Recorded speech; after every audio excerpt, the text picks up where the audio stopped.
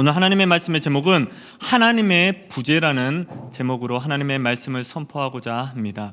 우리 한번 옆에 계신 성도님들과 인사해 볼까요? 하나님이 성도님을 사랑합니다. 하나님께서는 우리에게 100%의 사랑을 원하십니다. 하나님의 100%의 축복이 우리 성도님과 함께 할 것입니다. 아멘. OECD 주요국 행복지수를 조사했다고 합니다. 통계를 10으로 보면 1위가 덴마크라고 합니다. 8.09. 2위가 호주인데 8.07. 3위가 노르웨이라고 하네요. 7.87. 34개국 중에 한국이 몇 위일까요? 32위. 4.20이라고 합니다. OECD 평균이 6.23인데 평균에도 미치지 못하는 행복지수입니다. 행복하기 위해 필요한 것이 무엇인지 KBS에서 조사를 했는데 40.6%가 돈이라고 나와 있습니다. 꼭 돈이 아니더라도 우리는 행복의 기준이 존재가 아니라 소유를 기준으로 삼는 경우가 많습니다. 하지만 하나님께서는 창세기 1장 26절에서 하나님의 형상대로 만드시고 사람에게만 복을 주셨습니다. 소유가 아닌 하나님의 형상인 존재로서 우리를 보시고 기뻐하시고 행복해 하셨습니다. 그렇기 때문에 인간에게 최고의 행복은 하나님께만 속해 있을 때에 존재로서의 행복을 누릴 수 있습니다. 오늘 본문에는 금송아지 우상을 만든 내용이 나옵니다. 제가 저번 시간에 말했죠. 이스라엘 백성들이 금송아지를 스스로 만들었다고 했습니다. 금송아지가 어떤 뜻을 가지고 있다고 했습니까? 근동 지방에서 풍요와 다산의 의미를 가지고 있습니다. 풍요와 다산의 신이 바로 금송아지입니다. 인간이 우상을 만드는 이유는 다름이 아니라 더 소유하기 위함입니다. 조금만 더 소유하면 내 삶이 행복해지겠지.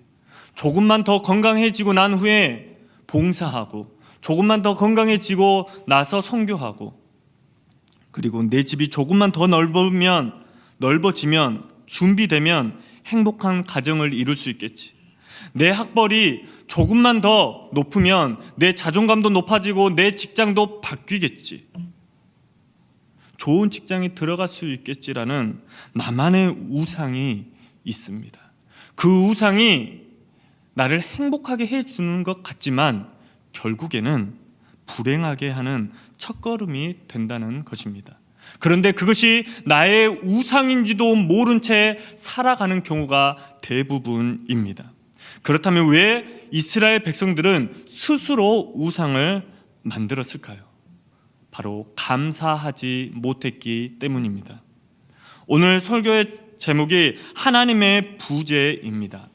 나의 영혼이 하나님 한 분만으로 만족하는 믿음이 없으면 하나님의 부재만큼 하나님께서 주신 것에 감사하지 못하고 더 소유하기 위한 삶을 살아갑니다. 우상을 만든다는 것입니다. 오늘 본문 출애굽기 32장 2절 말씀 보겠습니다. 2절 말씀에 아론이 그들에게 이르되 너희의 아내와 자녀의 귀에서 금고리를 빼어 내게로 가져오라. 하나님께서는 이미 이스라엘 백성들에게 출애굽하기 전에 은과 금과 의복을, 폐물을 주셨습니다. 이것은 제 의견이 아닙니다. 출애굽기 12장 35절에서 36절 말씀 보면 이스라엘 자손이 모세의 말대로 하여 애굽 사람에게 은금 폐물과 의복을 구하매 여호와께서 애굽 사람들에게 이스라엘 백성에게 은혜를 입게 하사 그들이 구하는 대로 주게 하심으로 그들이 애굽 사람의 물품을 취하였더라. 하나님께서는 이미 출애굽하기 전에 은금, 폐물, 의복을 이스라엘 백성들이 구하는 대로 넘치게 주게 하셨습니다. 그걸 가지고 출애굽했습니다. 그리고 그것을 가지고 만나와 메추라기를 주신 분이 바로 하나님입니다.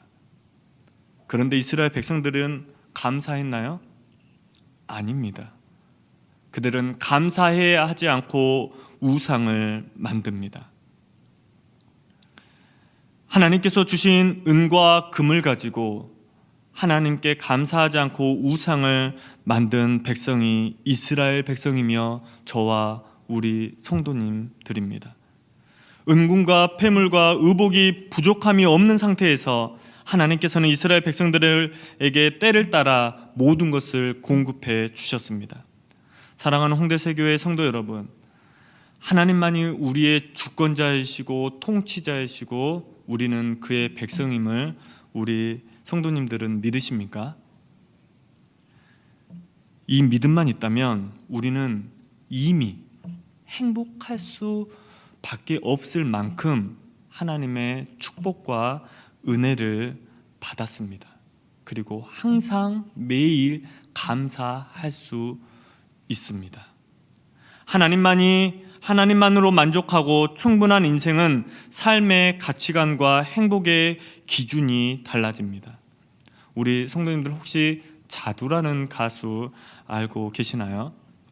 이 가수가 한때는 독특한 컨셉으로 나와서 인기를 끌고 많은 부와 명예를 얻었습니다. 그런데 자기가 잘못도 하지 않았는데 소속사의 잘못으로 사기를 당합니다. 그리고 거액의 빚을 집니다.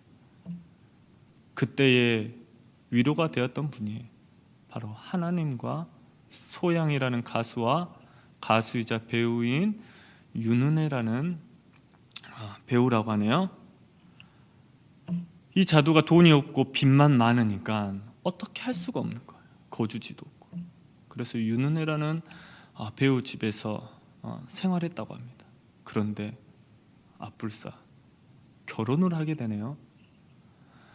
이거를 보면서 제가 하나 깨달은 거는 우리는 돈이 없어서 결혼을 못하는 게 아닙니다. 믿음이 없기 때문에 우리는 어떻게 보면 무엇이 이루어지지 않고 있는 것일 수도 있습니다. 그런데 이 결혼 대상자가 하필이면 전도사예요. 이 전도사님이 사례비가 이 결혼할 당시에 본인도 빚이 많은데 이 전도사 사례비가 30만 원이었다고 합니다. 아무것도 없는 상태에서 결혼한 겁니다. 자기 빚도 많은데 자기 빚을 청산해 줄 남자가 아니라 사례비 30만 원 받는 전도사님과 결혼을 했습니다. 그 이유를 묻자 이렇게 말합니다. 이 남자만 있으면 행복할 수 있다는 확신이 생겼다고 합니다. 이 남자를 만나기 전과 후에 행복의 기준이 달라졌다고 합니다. 하나님 한 분만으로 감사하고 만족하는 삶, 소유가 아니라 존재로서 이 남자와 함께하는 모든 것이 행복이고 축복이라는 믿음의 고백을 통해서 새 삶을 살 수 있는, 그리고 또한 가정을 이루게 하는 원동력이 되지 않았을까라는 생각을 해보았습니다. 우리 성도님들께서도 더 소유함으로 우상을 만드는 것이 아니라 하나님만으로 만족합니다, 하나님 한 분이면 충분합니다 라는 믿음을 통해서 하나님께서 내게 주신, 우리에게 주신 것에 감사함으로 행복할 수 있는 은혜가 있기를 바랍니다. 하나님이 내 안에 있지 않으면 하나님의 부재가 커지면 커질수록 또 나타나는 현상이 있는데 사람을 보면서 두려워하기 시작합니다. 4절 말씀 한번 다 같이 읽어보겠습니다. 시작. 아론이 그들의 손에서 금고리를 받아 부어서 조각칼로 새겨 송아지 형상을 만드니 그들이 말하되 이스라엘아 이는 너희를 애굽 땅에서 인도하여 낸 너희의 신이로다 하는지라. 아론은 모세와 함께 이스라엘 백성들을 출애굽시킨, 그리고 인도해야 할 영적 지도자였습니다. 모세가 아무리 늦게 내려오고 이스라엘 백성들이 우리를 인도할 신을 만들어 달라고 협박하고 해도 거부할 수 있었습니다. 이스라엘 백성들이 영적으로 방황할 때에 하나님께서 우리에게 주신 말씀 10계명, 제2계명이 무엇이냐고, 너희를 위하여 새긴 우상을 만들지 말라는 하나님의 말씀을 이스라엘 백성들에게 단호하게 선포할 수 있었습니다. 그런데 그렇게 하지 않았습니다. 왜 그랬을까요? 바로 이스라엘 백성들을 의식하고 두려워했기 때문입니다. 이스라엘 백성들은 하나님께로부터 넘치는 은혜를 받았습니다. 한 번 노예는 영원한 노예입니다. 노예에서 출애굽시켜 주신 것만 해도 감사한데 은근 폐물 의복까지 주신 분, 그리고 홍해를 가르시는 분, 배고프다 하고 고기 먹고 싶다 하면 만나와 메추라기를 주시고 목마르다고 하면 물을 주셨던 분이 바로 하나님이셨는데, 그런 하나님께 감사했던 백성이 아니라 그 하나님을 향해서 원망했던 게 이스라엘 백성들이었습니다. 이스라엘 백성들의 성질과 성품을 그 누구보다도 아론은 잘 알고 있었습니다. 그렇기에 너무나도 두려웠습니다. 내가 지금 사람을 의식하고 사람의 말에 두려움을 느끼고 있다면 내 안에 하나님보다 그 사람의 영향을 받고 있고 두려워하고 있다는 증거입니다. 사람의 언행을 의식하고 두려워하면 불행한 인생을 살게 됩니다. 그 대표적인 인물이 누구일까요? 바로 사울입니다. 사울도 사무엘상 10장 10절 말씀에 보면 하나님의 영이 사울에게 크게 임함으로 예언을 했으며, 11장 6절 말씀에는 이렇게 나와 있습니다. 하나님의 영에 크게 감동된 왕이 사울이었습니다. 그런데 사울이 왕이 되고 사무엘상 13장에서 블레셋과 전투를 합니다. 그런데 백성들이 떠나가기 시작합니다. 블레셋의 마병과 병거를 보고 정말 모래알보다 많은 그 군인들을 보고 백성들이 두려워서 떠나갑니다. 사람들을 의식하기 시작합니다. 그래서 그가 했던 것이 무엇입니까? 번제와 화목제를 스스로 드립니다. 사무엘이 올 때까지 인내하지 못하고 사람을 의식하고 두려워함으로써 사울은 하나님의 영에 크게 감동된 사람이었지만, 하나님 사람을 의식하고 사람을 두려워하는 그 순간부터 평생을 불행한 인생으로 살아가기 시작했던 것입니다. 왜 사람을 의식하고 두려워하면 불행해질까요? 그 이유가 있지 않을까요? 사람을 의식하고 두려워하는 만큼 하나님의 말씀, 나에게 말씀하신 하나님의 말씀이 생각나지도 않고 보이지도 않고 가리워지기 때문입니다. 사람을 의식하고 두려워해서 불행했던 사울이 있었다면, 예수님께서는 하나님 한 분만으로 충만한 삶을 사셨습니다. 하나님 한 분만으로 만족한 인생은 사람을 의식하거나 두려워하지 않습니다. 오직 나를 향한 하나님의 말씀을 신뢰하며 하나님의 뜻대로 계획대로 살아갑니다. 이 세상에서 가장 큰 축복이 무엇입니까? 하나님의 뜻대로, 하나님의 사명대로 살아가는 것이 가장 큰 행복이 아닐까요? 예수님께서는 공관복음에서 마태의 집에 앉아 세리와 죄인들과 함께 식사를 하십니다. 사람들을 의식했다면, 바리새인의 말에 신경 썼다면 예수님은 세리와 죄인들과 식사할 수 없었을 것입니다. 왜요? 세리와 죄인들과 식사하면 바리새인뿐만 아니라 많은 사람들이 손가락질하기 때문입니다. 요한복음 4장에서는 어떻습니까? 예수님께서는 아무도 상종해 주지 않는 사마리아 여인에게 직접 말을 거시고 그에게 필요한 영원한 영생수, 목마르지 않는, 메마르지 않는 영생수를 허락해 줍니다. 그리고 그의 참된 신랑이 되어주신 분이 바로 예수님입니다. 그 여인이 부담스러워할까 봐 제자들조차도 먹을 걸 가지러 갔다 오라고. 이런 예수님은 정말 묵상하면 묵상할수록 로맨틱해요. 그래서 요즘 예수님, 나에게도 그런 예수님의 마음을, 그런 로맨틱함을 주시옵소서라고 가끔씩 기도합니다. 이게 웃긴 건데 웃지 않네요. 제가 좀 썰렁하죠. 예수님께서는 항상 자기를 위한 삶이 아니라 하나님의 말씀대로 우리를 위한 삶, 자녀를 위한 삶을 살았습니다. 요한복음 8장에서는 음행 중에 잡혀온 여인이 있습니다. 서기관과 바리새인과 많은 사람들이 돌로 치려고 합니다. 합법적입니다. 돌로 쳐서 죽여도 아무도 뭐라 할 사람 없습니다. 그런데 예수님께서만이 그 여인을 용서해 줍니다. 그 여인을 사랑해 줍니다. 그 여인의 죄를 묻지 않았던 분이 바로 예수님입니다. 우리가 믿고 사랑하는 예수님의 삶은 가장 큰 축복이며 행복이었습니다. 그 이유는 단 하나일 것입니다. 바로 하나님 한 분만으로 만족하며 충만한 삶.